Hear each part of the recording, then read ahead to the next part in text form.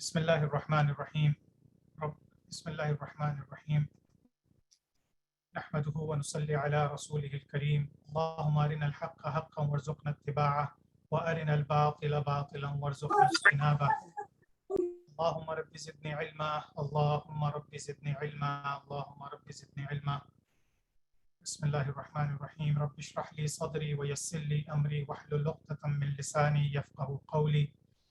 انشاءاللہ تعالیٰ ہم کلاس شروع کرتے ہیں۔ سوری آج کچھ ٹیکنیکل ڈیفیکلٹیز ہیں، مائکروفون جو ہے وہ صحیح سے کام نہیں کر رہا تھا، تو میں تھوڑی سی تیز آواز سے بولنے کی کوشش کر رہا ہوں۔ غالباً کمپیوٹر کا مائکروفون پک اپ کر رہا ہے اور میرا ہیڈ فون پک اپ نہیں کر پا رہا، تو انشاءاللہ تعالیٰ کوشش کرتے ہیں۔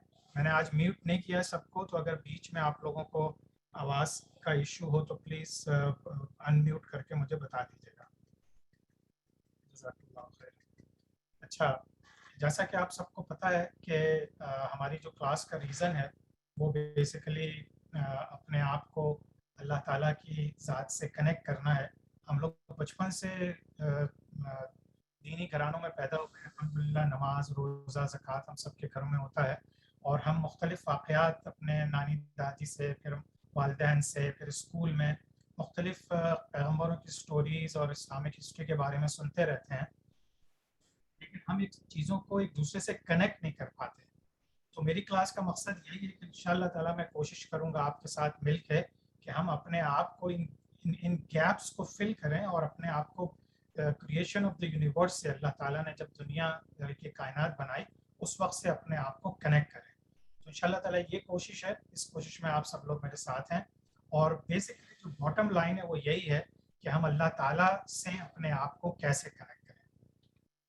تو انشاءاللہ تعالیٰ یہ کورس کا سلیبس آپ لوگوں کو میں دکھا چکا ہوں، یہ میں نے مین پیج ایک کریٹ کیا ہے، اس میں آپ لوگوں کو یہ مل بھی جائے گا سارا ڈیٹیل، تو اس میں مجھے گو تھرو ہونے کی ضرورت نہیں ہے۔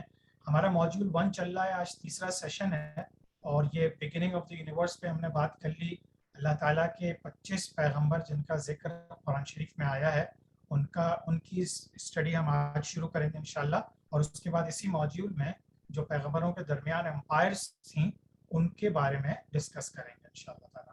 ریمائنڈر آپ سب کو میں نے پہلے بھی بتایا، ہر کلاس میں انشاءاللہ تھوڑا سا ریمائنڈ کرا دوں گا کہ پلیز کوشش کریں کہ کلاس تھوڑی جلدی جوائن کر لیں، تاکہ اسی طرح کے ٹیکنیکل ڈیفیکلٹیز ہوں تو میں ان کو سالو کر لوں ٹائملی مینر میں، اور پھر انشاءاللہ سوال جواب آخر میں اس کا سیشن ہوگا۔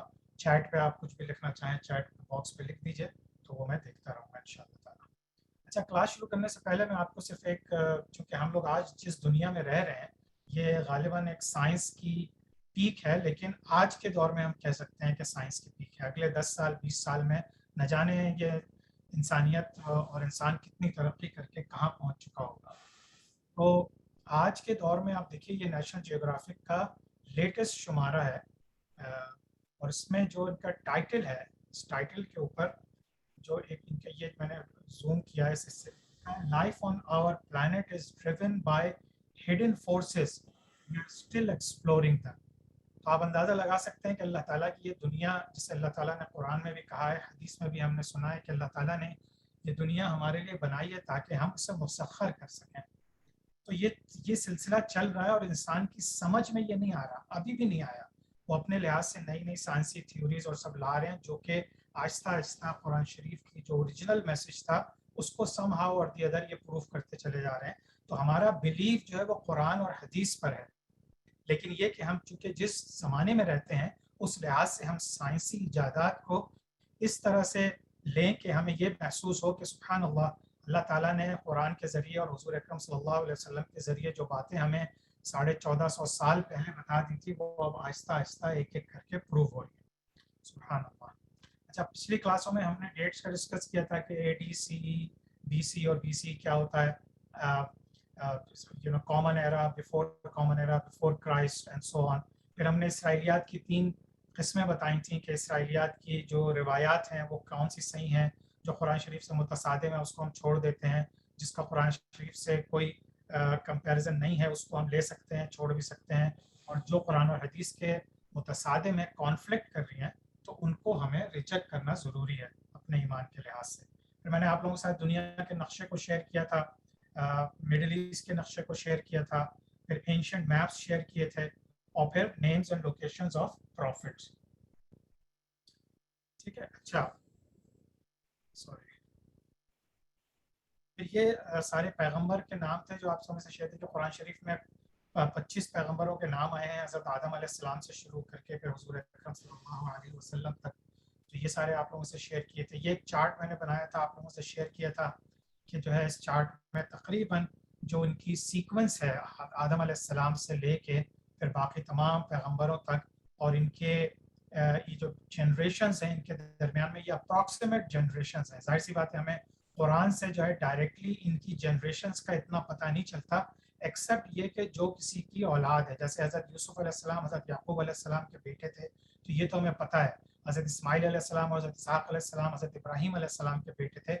ये सब चीज़ें तो हमें कुरान शरीफ से भी साबित हैं, लेकिन बहुत सी दूसरी जो नस्लें हैं, जनरेशन्स हैं, वो हमें इसराइली रिवायात से या तौरात से या हुज़ूर अकरम सल्लल्लाहु अलैहि वसल्लम की हदीस से मिलती हैं। अच्छा, ये भी मैंने आप लोगों के साथ शेयर किया था कि मुख्तलिफ पैगंबर जो हैं किन एरियाज़ में आए। आज जो है हम बेसिकली आदम अलैहिस्सलाम का पढ़ेंगे, आज जो है हम हज़रत सालेह अलैहिस्सलाम का, हज़रत हूद अलैहिस्सलाम का, और इसी तरह से हम तकरीबन 5 इदरीस अलैहिस्सलाम का, इन लोगों को स्टडी करेंगे, नूह अलैहिस्सलाम और ये 5। ये भी आप लोगों के साथ शेयर किया था, जो आप लोगों को अप्रॉक्सीमेट डेट्स देता है कि कितने, किस दौरान, कितने क़ब्ल मसीह में कौन सा जो है वो पैगंबर आए थे, और उसकी फिर दुनियावी लिहाज से यानी एडी या सी के लिहाज से उसकी डेट क्या बनती है।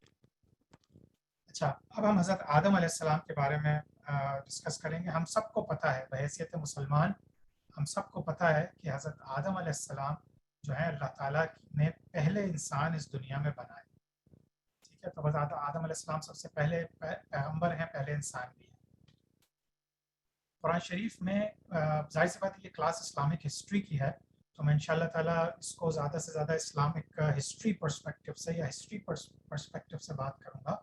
लेकिन ज़िंदगी को शुरुआत के लिए थोड़ा सा हम कुरान शरीफ की कुछ आयात को देख लेते हैं कि सूरह हिज्र में अल्लाह ताला ने 20 आया नंबर 28 और 43 में हमसे क्या कहा है। तो बेसिकली उसका तर्जुमा है कि behold thy Lord said to the angels, I am about to create a man from sounding clay from mud molded into shapes। ये सब आपने कुरान शरीफ को स्टडी किया होगा, पढ़ा होगा। अल्लाह ताला ने कुरान में बता दिया कि अल्लाह ताला इंसान की क्रिएशन करने जा रहा है, और ये एक मट्टी समझिए कि एक कीचड़ वाली मट्टी जो कि खनकती भी होगी, उससे अल्लाह ताला एक इंसान को पैदा करने जा रहा है। When I complete his molding and breathe into him of my spirit, get down and prostrate before him। यानी ये कि अगर जब मैं ये बना दूंगा, अल्लाह ताला अपने फरिश्तों से कह रहा है, जिनों और फरिश्तों से, कि जब मैं इस चीज़ को बना दूं तो तुम सब इसके सामने सजदे में गिर जाना। तो जैसे ही अल्लाह ताला ने जब ये ऐलान किया तो सारे फरिश्ते सजदे में गिर पड़े, लेकिन इब्लीस नहीं गिरा। उसने रिफ्यूज़ कर दिया कि मैं चूँकि आग से बना हुआ हूँ और ये आपने जो पैदा किया है ये मट्टी से बना हुआ है, इस वजह से मैं इसको सजदा नहीं करूँगा। और अल्लाह ताला ने फिर उससे पूछा कि इब्लीस तेरी क्या वजह है कि तू इसके सामने सजदा नहीं कर रहा। तो इब्लीस ने कहा कि मैं इसके सामने कैसे सजदा करूं कि जब आपने इसको एक मामूली मट्टी से, खनकती हुई मट्टी से बनाया है और मुझे जो है आग से क्रिएट किया है। तो अल्लाह ताला ने उससे कहा कि मैं तुम्हें कर्ज करता हूँ, उसको मरदूद कहा, और उससे कहा कि तुम यहाँ से निकल जाओ, और द कर्ज shall be on the till the day of judgement. पर अल्लाह ताला ने ये कहा कि क़यामत तक तुम्हारे ऊपर ये कर्ज रहेगी। इब्लीस ने कहा, इब्लीस को पता था अल्लाह ताला कादिर मुतलक है, अल्लाह ताला सब के ऊपर चीज़ों पे कादिर है, इब्लीस पे भी कादिर है।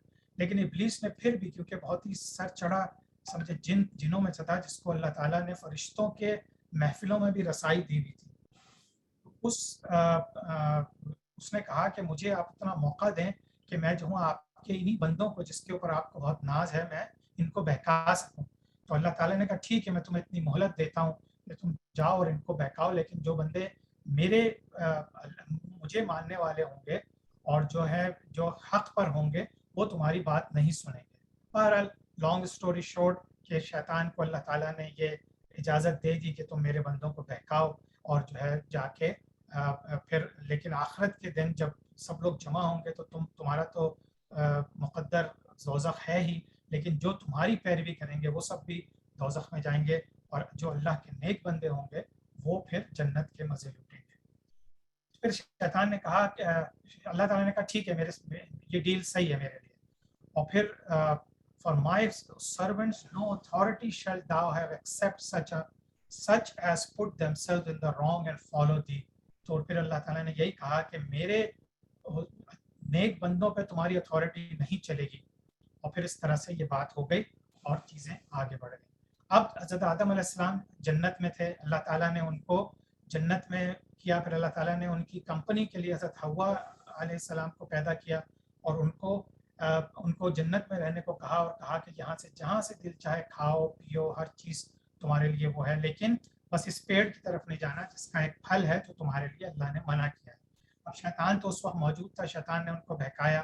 یہ بہت شارٹ میں آپ کو بتا رہا ہوں کیونکہ آپ سب کو انشاءاللہ پتہ ہوں گی یہ باتیں. شیطان نے ان کو بہکایا، اور جو ہے وہ شیطان نے بہکا کے ان کو اس بات پہ مجبور کر دیا کہ تم اگر یہ پھل کھا لو گے تو تم بھی امورٹل ہو جاؤ گے، یعنی کہ تم پھر خدا کی طرح ہمیشہ ہمیشہ کے لیے زندہ رہو گے. تو بہرحال ایک تو انسانیت تھی، اللہ تعالیٰ نے دونوں چیزوں کا اختیار دیا تھا انسان کو، صحیح چیز سلیکٹ کرنے کا اور بری چیز، تو اس لحاظ سے دونوں نے اس چیز کے اوپر آخر شیطان کے بہکائے میں آ کے وہ پھل کھا لیا، اور جو ہے وہ پھل جو ہے وہ پھر سارے ان لوگوں کو اس جنت سے نکلوانے کا باعث بنا. اور پھر اللہ تعالیٰ نے حضرت آدم اور حضرت حوا کو دنیا میں بھیج دیا. ظاہر سی بات ہے پھر شیطان کو ان پہ بہکانے کے لیے شیطان بھی دنیا میں آ گیا، اور اس لحاظ سے پھر یہ دنیا میں انسانیت کی شروعات ہوئی. اچھا، حضرت آدم علیہ السلام جو ہے وہ تقریباً 950 سے 1000 سال زندہ رہے زمین پر، اور پھر ان کی اولاد، سب کو آپ کو پتہ ہے کس طرح سے اللہ تعالیٰ نے ان کو اولاد دی اور کس طرح سے ان کی پسلیوں سے ان کے بچے پیدا ہوتے رہے اور وہ ٹوئنز پیدا ہوتے تھے، اور اس طرح سے چیزیں آگے بڑھ گئیں. قرآن شریف میں حضرت آدم علیہ السلام کا ذکر 25 دفعہ آیا ہے، یعنی پورے قرآن شریف میں 25 دفعہ اللہ تعالیٰ نے حضرت آدم کا ذکر کیا ہے، اور ان میں سے کئی واقعات میں زیادہ تر شیطان کے ذکر کے ساتھ کیا ہے کہ شیطان نے حضرت آدم کو بہکایا، اور پھر اس نے اللہ سے یہ وعدہ کیا کہ میں آپ کی انسانیت کو بہکاؤں گا. ٹھیک ہے، تو اچھا، اب جو ہے حضرت آدم علیہ السلام کو ابو البشر بھی کہا جاتا ہے، یعنی فادر آف ہیومن بینگ، اور پھر ان کو صفی اللہ بھی کہا جاتا ہے، یعنی گاڈس پائس ون. اللہ تعالیٰ نے ان کو تمام چیزیں سکھا دی تھیں. اللہ تعالیٰ نے ان کو دنیا کے تمام وہ نام سکھا دیے تھے جن کی ان کو ضرورت پڑ سکتی تھی، بلکہ اللہ تعالیٰ نے ان کو نام سکھانے کے بعد چونکہ فرشتوں سے بھی اللہ تعالیٰ کے کچھ ڈائلاگز ہوئے تھے، اور فرشتوں نے فوراً اللہ کے کہنے پر سجدہ کو تو کر دیا تھا، لیکن فرشتوں نے بھی یہ کہا تھا جب ہم آپ کی عبادت کرنے کے لیے موجود ہیں 24 گھنٹے صبح شام، تو پھر آپ کو انسان کی تخلیق کی کیا ضرورت تھی؟ تو اللہ تعالیٰ نے کہا میں وہ جانتا ہوں جو تم نہیں جانتے. پھر اللہ تعالیٰ نے حضرت آدم علیہ السلام کو دنیا کی چیزوں کے نام سکھائے، اور پھر فرشتوں سے پوچھا کہ بتاؤ تمہیں وہ نام پتہ ہے؟ تو انہوں نے کہا ہمیں اللہ نے جو علم دیا ہے بس وہی پتہ ہے. پھر آدم علیہ السلام سے کہا تو آدم علیہ السلام نے ان تمام چیزوں کے نام گنوا دیے. اس سے یہ چیز ثابت ہوئی کہ اللہ تعالیٰ نے دنیا میں حضرت آدم علیہ السلام کو بھیجنے سے پہلے ان کو تمام نام چیزوں کے سکھا دیے تھے تاکہ انہیں دنیا میں کام آئے اور وہ اپنے آنے والی جنریشنز کو سکھا سکیں. اچھا، اب یہ تھوڑا سا نقشہ دیکھ لیجئے، اس میں بہت سی روایات ہیں کہ حضرت آدم علیہ السلام کو بعض لوگ کہتے ہیں کہ سری لنکا میں بھیجا گیا، سری لنکا سے پھر وہ سفر کر کے حضرت حوا کو تلاش کرتے ہوئے مکہ مکرمہ میں ان کی ملاقات ہوئی. بعض روایات میں یہ ہے کہ وہ مکہ مکرمہ کے ہی قریب کہیں آئے، بعض روایات میں یہ ہے کہ حضرت حوا علیہ السلام کو جو ہے وہ جدہ کے قریب اتارا گیا، پھر وہاں سے وہ سفر کر کے مکہ آئیں، اور حضرت آدم علیہ السلام جو ہے وہ مختلف سفر طے کرتے ہوئے مکہ مکرمہ میں ان دونوں کی ملاقات ہوئی. اللہ اعلم، یہ ساری چیزیں وہ ہیں جو اللہ بہتر جانتا ہے، لیکن جو انفارمیشن ہم تک مل سکیں اس کے مطابق تقریباً یہی حالات ہیں. اچھا، اب حابیل اور قابیل کا ذکر کر لیتے ہیں، کیونکہ حابیل اور قابیل حضرت آدم علیہ السلام کے بیٹے تھے، اور وہ جو ہے آپ سمجھیے کہ جس طرح ٹوئنز ہوتے تھے، تو حابیل ایک بہن ایک بھائی، حابیل کے ساتھ ایک بہن تھی اور قابیل کے ساتھ ایک بہن تھی. تو اس طرح سے اللہ تعالیٰ نے ان کی اولاد کا ایک ہمیں ذکر بتایا، اور جو ہے قرآن شریف میں ہمیں اس کا ذکر کر کے بتایا. اس کی بہت سی وجوہات ہیں، سب سے مین وجہ یہی ہے کہ اللہ تعالیٰ نے انسان کو کس طرح سے چیزیں سکھائیں.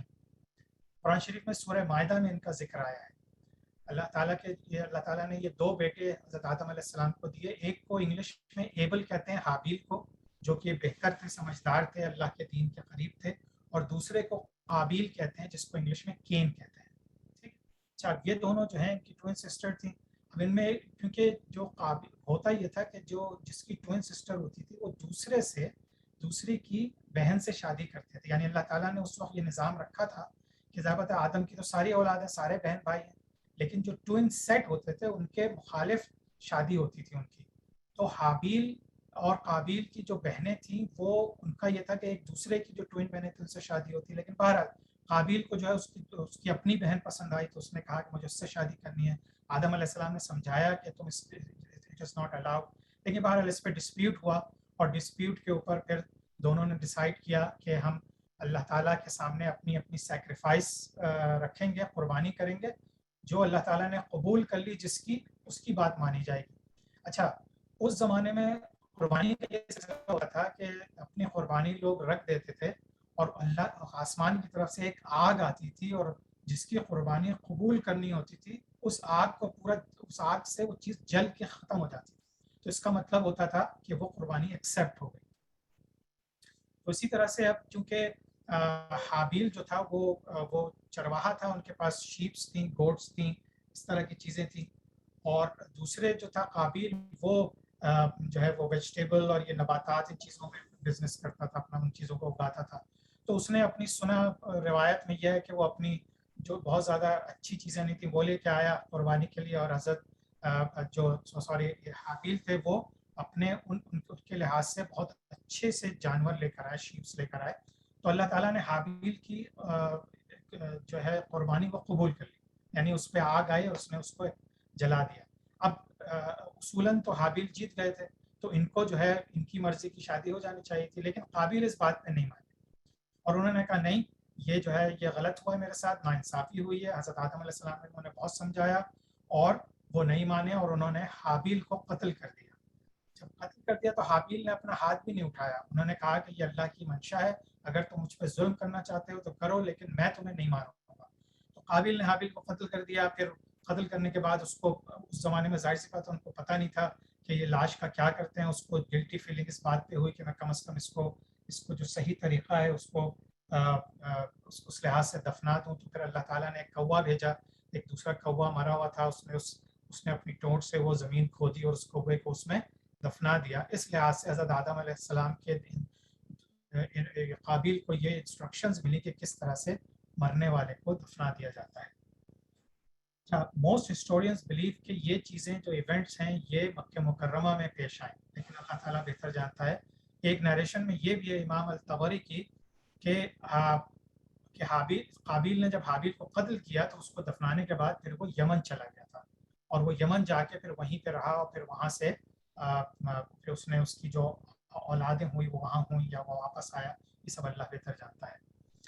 بعض لوگ یہ بھی کہتے ہیں کہ یہ سیریا میں یہ ایونٹ پیش آیا اور اس کے بعد پھر وہاں سے وہ یمن چلا گیا. باقاعدہ ایک ماؤنٹ ہے وہاں, ماؤنٹ قسیون, اس میں ایک دو پیغمبر کا اور بھی ذکر آئے گا آگے چل کے, اور وہاں پہ بلکہ لوگ ایک 15 میٹر چوڑی قبر کو بھی کہتے ہیں کہ یہ حابیل کی قبر ہے جس نے وہاں دفنایا تھا. اچھا حضرت آدم علیہ السلام کو ہم نے اسٹڈی کر لیا. اب جو ہے جو قرآن شریف کے لحاظ سے سیکوینشل لحاظ سے حضرت ادریس علیہ السلام, ان کے بعد تقریباً 6, یہ بھی ایک ایسٹیمیٹ ہے لیکن بعض لوگ یہ بھی کہتے ہیں کہ ان سے تقریباً 1000 سال کے بعد حضرت ادریس علیہ السلام آئے تھے. لیکن بہرحال اللہ عالم جو بعض کتابوں سے ملا ہے وہ یہ ہے کہ تقریباً 6 سے 10 جنریشن کے بعد حضرت ادریس علیہ السلام پیدا ہوئے. اچھا حضرت شیت علیہ السلام جو کہ گاسپل میں اور بائبل میں اور تورات میں آپ کو ملتا ہے کہ حضرت شیت علیہ السلام بھی ایک پیغمبر تھے جو کہ آدم علیہ السلام کے ہی بیٹے تھے, اور انہیں سے پھر ادریس علیہ السلام کی وہ چلی تھی. لیکن چونکہ شیت علیہ السلام کا ذکر قرآن شریف میں نہیں ہے اس لیے ہم ان کا ذکر یہاں پہ آج نہیں کریں گے. اچھا قرآن میں جو ہے ان کا حضرت ادریس علیہ السلام کا ذکر جو ہے سورہ مریم اور سورہ انبیاء میں آیا ہے. یہ ایجپٹ میں پیدا ہوئے تھے, ایک جگہ تھی میمفس, ملف جسے کہتے تھے, اور another report says that he was born in Babylon. بیبیلون کا نقشہ میں بھی دکھاؤں گا, عراق کے ساؤتھ میں تھا, جہاں پہ آپ سمجھیے کہ حضرت ابراہیم علیہ السلام کو بھی اس سے کچھ دور پہ جو نمرود نے آگ جلا کے حضرت ابراہیم علیہ السلام کو اس میں ڈالا تھا, وہ بھی بیبیلون کے قریب کا ایریا تھا. یہ بھی کہا جاتا ہے کہ وہ پہلے पैगंबर थे अल्लाह ताला के, हज़रत इदरीस अलैहिस्सलाम, जिन्होंने विजडम, हिकमत स्टडी की और एस्ट्रोनॉमी, उनका आसमान के जो समझिए एस्ट्रो फिजिसिस्ट जो आज सारी बातें करते हैं, अल्लाह ताला ने उनको ऐसा इल्म दिया था कि उनको तारों का इल्म और आसमान की जो कॉन्स्टलेशन है इन सब का इल्म वो रखते थे। और उस ज़माने में लोगों ने हज़रत आदम अलैहिस्सलाम के इतनी जनरेशन गुजरने के बाद अब लोगों ने आग की पूजा शुरू कर दी थी और बाज़ औक़ात सितारों को भी पूजते थे वो। इदरीस अलैहिस्सलाम के बारे में ये भी है कि सबसे पहले पेन जो है, कलम, ये इन्होंने ईजाद किया था, लकड़ी से बनाया था और इससे इन्होंने लिखा था, क्योंकि अल्लाह ताला ने इनको जो इल्म दिया था वो उसके बारे में उसको लिखते थे। बल्कि साइंटिफिक जो वेट्स, जो आज हम वेट्स जिसे कहते हैं और मेजर्स हैं, ये भी उस ज़माने में हज़रत इदरीस अलैहिस्सलाम की आप समझिए कि इजादात में से आप कह सकते हैं। अच्छा, बाज़ रिवायत में ये है कि हज़रत आदम अलैहिस्सलाम तकरीबन 308 साल ज़िंदा रहे हज़रत इदरीस अलैहिस्सलाम के आने के बाद। तो इस लिहाज से भी थोड़ा सा जो 6-7 जनरेशन्स की मैं बात कर रहा हूँ, इस लिहाज से साबित होती है कि तकरीबन अगर उनकी 1000 साल उम्र थी हज़रत आदम अलैहिस्सलाम की और 300 साल वो ज़िंदा रहे, तो हज़रत इदरीस अलैहिस्सलाम तकरीबन उनके ऑलमोस्ट 700, 600, 700 साल के बाद आए। अल्लाहु आलम।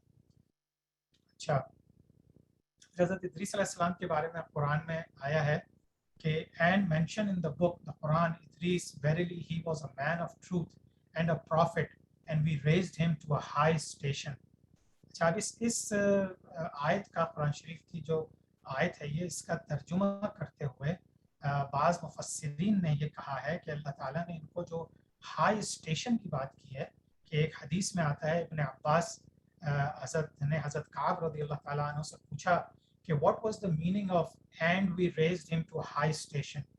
तो इब्न इब्न अब्बास, हज़रत काब ने रज़ी अल्लाह ताला अन्हु ने जवाब दिया कि क्योंकि उनके मुतालिक ये है कि वो पोर्टल्स ऑफ डेथ के थ्रू नहीं गए थे, बल्कि तफसीली वाक़या है कि वो चौथे आसमान पे एक फरिश्ते के साथ गए हुए थे, तो वहाँ उनकी जान कब्ज़ की गई।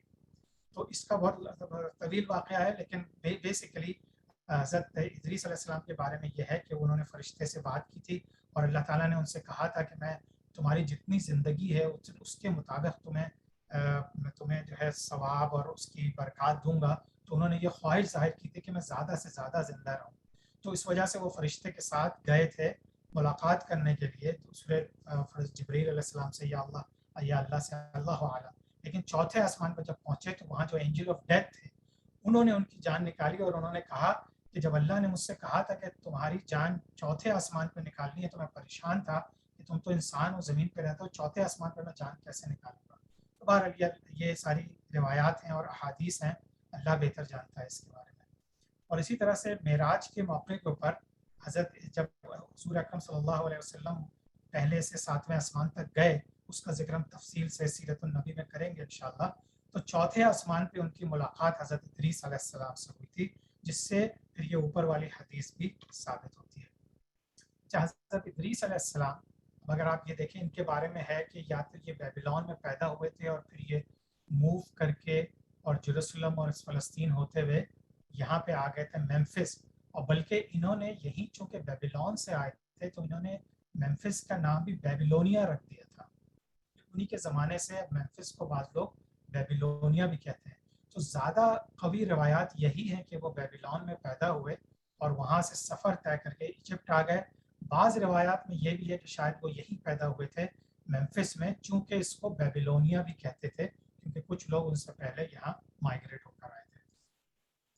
अच्छा, अब हमने 2 पैगंबरों के बारे में पढ़ लिया। अब हज़रत नूह अलैहिस्सलाम। अब देखिए, हज़रत आदम अलैहिस्सलाम के बाद हज़रत इदरीस अलैहिस्सलाम, फिर हज़रत नूह अलैहिस्सलाम।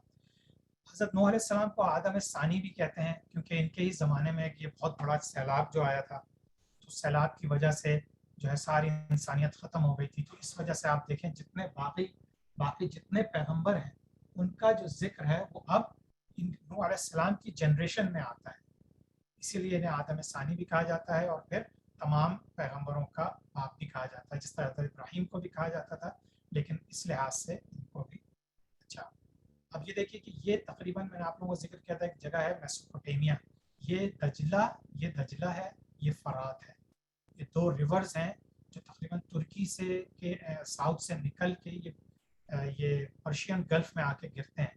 اس کے جو درمیان کا علاقہ تھا یہ بہت زرخیز تھا اور یہاں پہ بہت سے پیغمبر یہاں رہے اور یہاں سے گزرے. تو تقریباً 3,500 BC یعنی کہ بیفور کرائسٹ. اس کا مطلب یہ ہوا کہ آج ہم تقریباً 2000 سال اور حضرت عیسیٰ علیہ السلام سے 2000 سال اور نیچے آ گئے. تو اس کا مطلب تقریباً 5,500 سال پہلے اپروکسیمیٹلی یہ حضرت نوح علیہ السلام کا وقت تھا اور وہ یہیں پہ تھے. یہیں پہ انہوں نے پھر اللہ کا عذاب آیا, وہ جو سمندر کی پانی کی شکل میں آیا تھا, اور اس کا پھر ہم ذکر آگے کرتے ہیں. اچھا, یہ بھی روایات میں ہے کہ تقریباً 3 سے 4 جنریشن بعد حضرت ادریس علیہ السلام سے پیدا ہوئے حضرت نوح علیہ السلام. قرآن شریف میں ان کا ذکر 43 ٹائمز آیا ہے, بہت دفعہ ان کا ذکر آیا ہے, اور یہ تقریباً 5,500 سال جیسے ہم نے مینشن کیا. سورہ نوح میں ان کا بہت تفصیل سے ذکر آیا ہے. ان کے جو لوگ تھے, ان کی قوم کے لوگ, وہ ساؤتھ عراق یعنی یہ میسوپوٹیمیا کے بالکل نیچے کی طرف جو کوفہ اور بصرہ سٹیز ہے عراق کی, یہ کوفہ کے قریب تھے, وہاں پہ یہ لوگ رہتے تھے. حضرت نوح علیہ السلام کے بارے میں ہے کہ وہ تقریباً 950 سال زندہ رہے اور اپنی قوم کو تبلیغ کرتے رہے, اللہ کا پیغام پہنچاتے رہے. لیکن اللہ کی مشیت اسی میں تھی, اللہ کی مرضی اسی میں تھی کہ اس پورے عرصے میں وہ صرف اور صرف 80 لوگوں کو سمجھیں کہ دین الہی پہ لا سکے, اور باقی لوگ ان کا مذاق ہی اڑاتے رہے. تو فائنلی اللہ تعالیٰ نے بھی یہ ڈیسائیڈ کیا, اور نوح علیہ السلام نے کہا کہ یا اللہ, اب اتنے عرصے میں نے دعوت و تبلیغ کر لی, کوئی صرف اتنے تھوڑے سے لوگ ہیں جو مجھ پہ بلیو کرتے ہیں یا آپ پہ بلیو کرتے ہیں. تو اللہ تعالیٰ نے پھر ایک عذاب بھیجا, اور اس عذاب کا پھر سب جانتے ہیں. اچھا, اس زمانے میں زیادہ تر لوگ جو ہیں اب بتوں کی پوجا کرنے لگے تھے, اپنے ہاتھ سے بت بناتے تھے اور ان کی پوجا کرتے تھے. اللہ تعالیٰ نے پھر حضرت نوح علیہ السلام سے کہا کہ تم ایک شپ بناؤ, ایک آرک, جسے نوآز آرک بھی کہتے ہیں.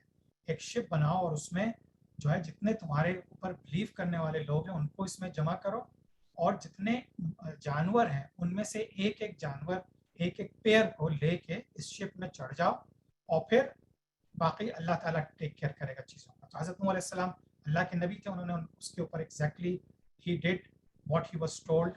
تو ان کے جو لوگ پاس سے گزرتے تھے, وہ ایک پہاڑ کی چوٹی پہ انہوں نے جا کے سمجھیے شپ بنانی شروع کی. اب لوگ مذاق اڑاتے تھے کہ پانی تو اتنا نیچے ہے, دریا اور سمندر اتنا نیچے ہے, اتنے پہاڑ کی چوٹی پہ چڑھ کے اپنی شپ کیوں بنا رہے ہو؟ تو وہ کہتے تھے یہ تم نہیں سمجھو گے, یہ اللہ جانتا ہے. اور ایک روایت میں یہ ہے کہ تقریباً انہیں 100 سال لگے اس کشتی کو بنانے میں, اور اس کشتی کو بنا کے پھر اللہ تعالیٰ کی طرف سے جو ہے وہ سیلاب آیا, اور اس نے اتنا پانی, زمین سے بھی پانی نکلنا شروع ہو گیا, آسمان سے بھی بارشیں ہوتی رہیں, اتنے دن ہوتی رہیں کہ پورا پانی پانی ہو گیا. اور پھر وہ جو پہاڑ کی چوٹی پہ کشتی تھی, جب وہاں سے اوپر پانی آیا تو پھر وہ فلوٹ کر گئی اور پانی میں فلوٹ کرنا شروع کر دیا اس کشتی میں. اچھا, حضرت نوح علیہ السلام کے جو بیٹے تھے, جو ان کے اوپر, ان کے بہت سے بیٹے تھے, ان میں سے 3 بیٹے ایسے تھے جو ان پہ ایمان لے آئے تھے. ان کے نام تھے سام, حام اور یافس. ٹھیک ہے. اچھا, تو وہ تو حضرت نوح علیہ السلام کی کشتی میں آ گئے. باقی حضرت نوح علیہ السلام کی بیوی اور ان کا ایک اور بیٹا جس کا ذکر آتا ہے, باقی دوسری جتنی اولاد تھی یا لوگ تھے, وہ سب پانی میں ڈوب گئے, سب ختم ہو گئے. تو اب یہ روایت میں یہ ہے کہ تقریباً پوری دنیا کی پاپولیشن جو ہے وہ آف سپرنگ ختم ہو گئی تھی. بعض روایات میں یہ بھی ہے کہ صرف اس ایریے کے لوگ ختم ہوئے تھے کیونکہ آبادی ہی زیادہ تر اس ایریے میں تھی, شاید دوسری جگہوں پہ رہی ہو کچھ, اللہ عالم, یہ سب اللہ تعالیٰ بہتر جانتا ہے. اچھا, سام کو پھر لوگوں نے بعد میں آ کے جب چیزوں کو انویسٹیگیٹ کیا, پتہ چلا, روایات دیکھی, تو ان کو پھر یہ اندازہ ہوا کہ جو سام ان کے بیٹے تھے ان سے عربس اور پرشینس, یعنی یہ جو سارے ایران اور یہ سارا ایریا تھا ساؤتھ سینٹرل ایشیا کا, اور عرب ممالک کے جتنی آبادیاں ہیں یہ سام کی اولاد سے ہیں. اسی طرح سے حام کی جو ہیں وہ افریقن نیشنز بن گئی, یعنی وہ افریقہ کی طرف موو ہو گئے تھے, اور وہاں ان کی جتنی آل اولاد ہے افریقن, وہ حام کی اولاد تھی. اسی طرح سے یافس جو تھے وہ تھوڑا ریڈش کلر کے جو تھے, ٹرکس یعنی ترکی لوگ, اور یاجوج ماجوج کی نیشن بھی کہتے ہیں کہ وہ یافس کی ہی اولاد سے ہے, جو قیامت سے پہلے ان کا ظہور ہوگا. اللہ عالم. ان کا ایک اور بیٹا تھا جس نے قبول نہیں کیا تھا, وہ ڈوب گیا.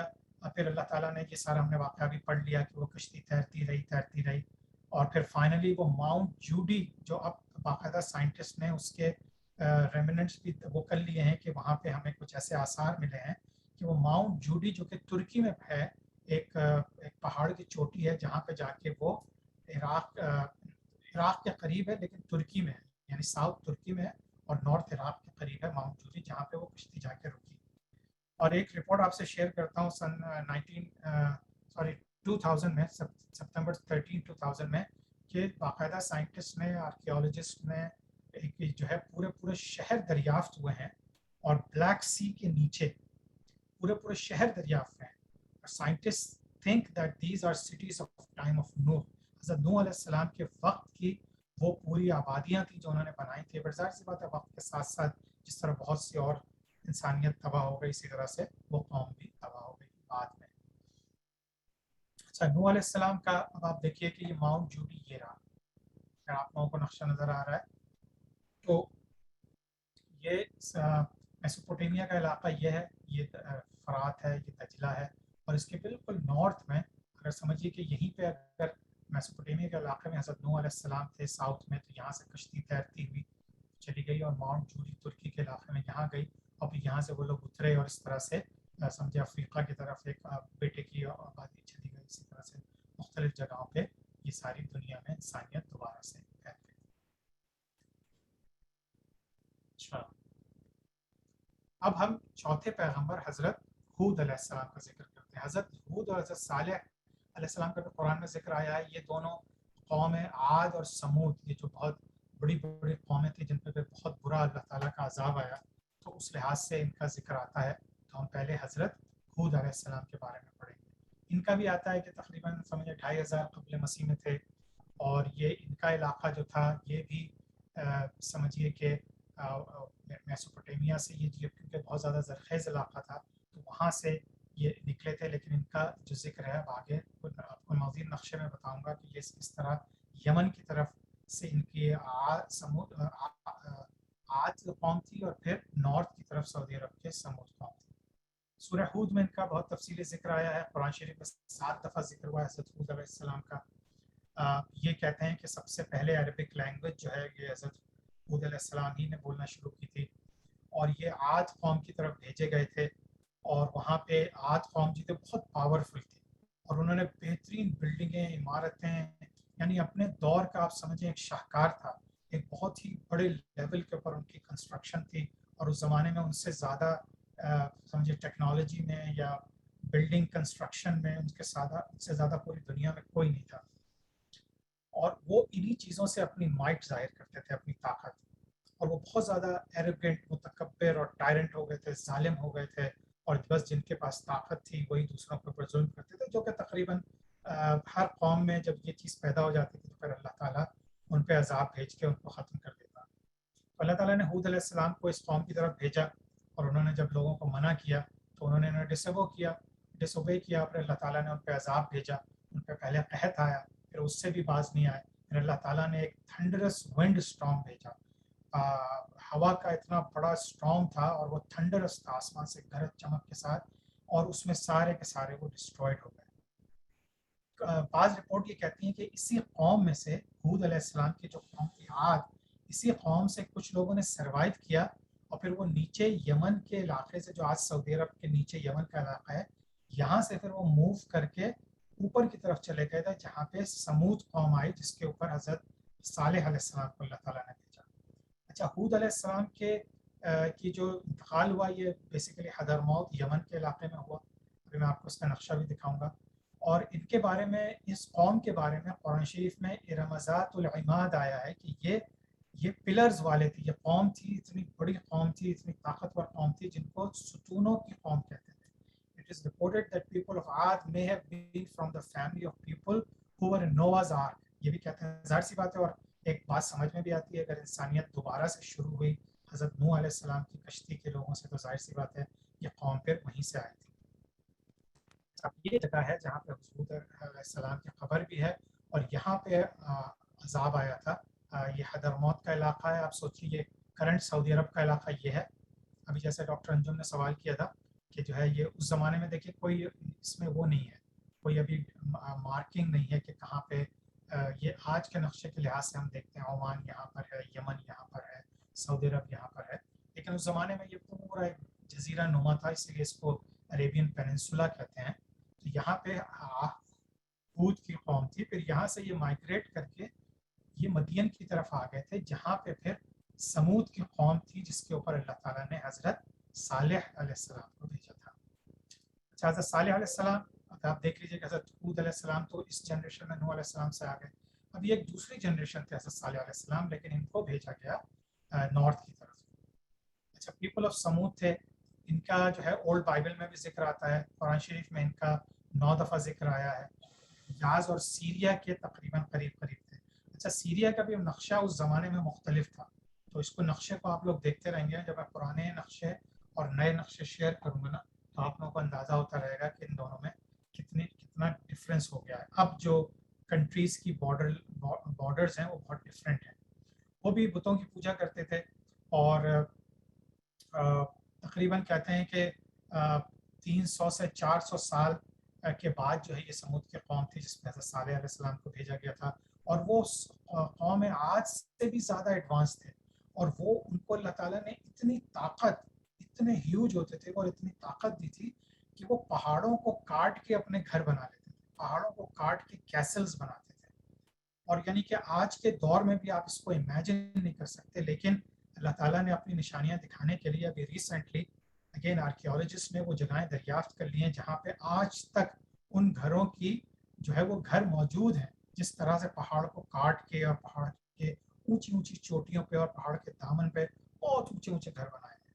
اور اس کی تصویریں بھی کبھی انشاءاللہ موقع ملا تو آپ لوگوں کے ساتھ شیئر کروں گا. یہ سعودی عرب میں تمام چیزیں ڈسکور ہو چکی ہیں اور روزانہ نئی نئی چیزیں ڈسکور ہو رہی ہیں. تو جو اللہ تعالیٰ کو ماننے والے لوگ ہیں وہ اس سے نشانیاں حاصل کرتے ہیں, اللہ تعالیٰ سے اور قریب ہو جاتے ہیں. لیکن جو اللہ تعالیٰ نے جن کو گمراہی دے دی ہے وہ لوگ اس کو رائٹ آف کر دیتے ہیں. وہ کہتے ہیں کہ یہ سب انسان کی تخلیق ہے, کوئی مطلب آج کے دور کے لوگوں نے ہمیں بہکانے کے لیے سب چیزیں دکھا رہے ہیں, یہ ایکچولی حقیقت میں کوئی چیز نہیں تھی. تو اللہ تعالیٰ نے وعدہ کیا قرآن میں بھی اور حدیث میں حضور اکرم صلی اللہ علیہ وسلم نے بھی صحابہ کو بتایا تھا کہ اللہ تعالیٰ قیامت تک اپنی نشانیاں بھیجتا رہے گا. پیغمبری کا سلسلہ تو حضور اکرم صلی اللہ علیہ وسلم تک ختم ہو گیا, لیکن اسی طرح سے نشانیاں 1000 سال, 10,000, 20,000, 100 لاکھوں سال پہلے کی چیزیں اللہ تعالیٰ اب آہستہ آہستہ ہمیں دکھاتا چلا جا رہا ہے اسی سائنس کے ذریعے. اچھا اب یہ بھی ایک روایت میں ہے کہ تقریباً 9 فیملیز تھیں جو لیڈ کرتی تھیں پوری نیشن کو, اور وہ جو ہیں سارے سمجھے کہ اچھے کھاتے پیتے اور عیاشی کرنے والے لوگ تھے, اور باقی تمام لوگوں کو وہ لوگ یا مروا دیتے یا ان کی اگر وہ ان کے سپورٹ میں بات نہیں کرتے تھے تو ان کو قید کر دیتے تھے.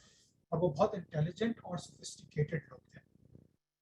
تو انہوں نے حضرت صالح علیہ السلام کو ڈیبیٹ میں شامل کیا. سب سے پہلے ان سے ڈیبیٹس کی کہ اچھا اگر تم یہ کہتے ہو تو پھر ایسا کیوں ہے, پھر اگر اللہ تعالیٰ اتنا طاقتور ہے تو وہ یہ کیوں نہیں کر سکتا. تو وہ بہت زیادہ حضرت صالح علیہ السلام سے پروفس مانگتے رہتے تھے کہ اگر تم سچے ہو تو ہمیں کوئی پروف دو. پھر انہوں نے فائنلی ڈیمانڈ کی کہ اچھا اس پہاڑ کے اندر سے ہمیں اونٹنی نکال کے دکھاؤ. کہ اونٹنی کا جو ذکر ہے وہ حضرت صالح علیہ السلام کی قوم کا ہی ہے. تو اللہ تعالیٰ نے حضرت صالح علیہ السلام کو سمجھے یہ معجزہ دیا کہ انہوں نے ان لوگوں کے لیے, ان لوگوں کو کی ہدایت کے لیے اللہ تعالیٰ کی طرف سے یہ نشانی بھی ظاہر کر دی کہ یہ اونٹ جو ہے وہ پہاڑ سے ایک اونٹنی نکل آئی. لیکن یہ کہ وہ اونٹنی جو ہے اس کی بھی لمبی سٹوری ہے کہ اللہ تعالیٰ نے ان سے یہ کہا حضرت صالح علیہ السلام سے کہ ان لوگوں کو یہ کہہ دو کہ اس اونٹنی کو نقصان نہیں پہنچائیں, پھر اس کو جو پانی پینے کا اس کا دن ہے اس دن وہ لوگ پانی نہ پئیں تاکہ یہ سیر ہو کے پانی پیے, اور مطلب اس کا بہت خیال رکھیں. لیکن وہ اللہ کی نافرمان قوم تھی, اس نے اس اونٹنی کو بھی قتل کر دیا, اور پھر اللہ کا عذاب ان کے اوپر بھی آیا, اور پھر ایک بہت خطرناک قسم کا زلزلہ آیا اور ایک ایسی آواز پیدا ہوئی جس سے سب تمام لوگ ڈسٹروائے ہو گئے. ظاہر سی بات اللہ تعالیٰ اپنے پیغمبروں کو پہلے سے بتا کے ان لوگوں کو بچا لیتا تھا, لیکن ان کی قوم تباہ ہو جاتی تھی. اب یہ دیکھیے یہ مدین کے قریب ادھر مدائن صالح ایک جگہ ہے جہاں ڈویلنگز آف ثمود ہے. یہ جو لوگ سعودی عرب گئے ہیں یا جنہوں نے علاقہ وزٹ کیا ہے وہ تو خیر جانتے ہیں, لیکن جن لوگوں نے نہیں کیا اور کبھی سعودی عرب جانا ہو تو یہ عاد اور سمود کی قوموں کے جو کھنڈرات ہیں پلیز ضرور وزٹ کریں. آج یوٹیوب پہ اور جگہوں پہ ان کے بہت سی ڈاکیومنٹریز موجود ہیں, یہ بھی میں آپ لوگوں سے شیئر کروں گا. یہ دیکھیے یہ یہاں پہ عاد کی قوم تھی, یہاں پہ سمود. یہ پورا آج کل کے تقریباً سعودی عرب کے علاقے میں اور تھوڑا سا یمن کے علاقے میں یہ ہے, یہ 2 عاد اور سمود کی قوم تھی. ٹھیک ہے, تو انشاءاللہ تعالیٰ آج پھر ہم سمجھیے کہ یہ 5 پیغمبر کے بارے میں جو ہم نے ذکر کیا ہے اس کے اوپر ذکر کر کے آج سوری تھوڑا سا شروع میں ٹیکنیکل ڈیفیکلٹیز کی وجہ سے ساؤنڈ صحیح نہیں تھی. ابھی بھی آئی ہوپ کہ آپ لوگوں کو ساؤنڈ صحیح سے آئی ہوگی اور سمجھ میں آیا ہوگا, اور اگر زیادہ مشکلات ہوں گی ابھی سوال جواب کے سیشن میں پتہ کر لیتے ہیں, نہیں تو پھر میں اس کی کچھ چیزیں انشاءاللہ اگلی کلاس میں بریفلی دہراؤں. آج کے لیے اتنا ہی. پھر سبحانک اللہم و بحمدک نشہد ان لا الہ الا انت نستغفرک و نتوب الیک. السلام علیکم ورحمۃ اللہ وبرکاتہ.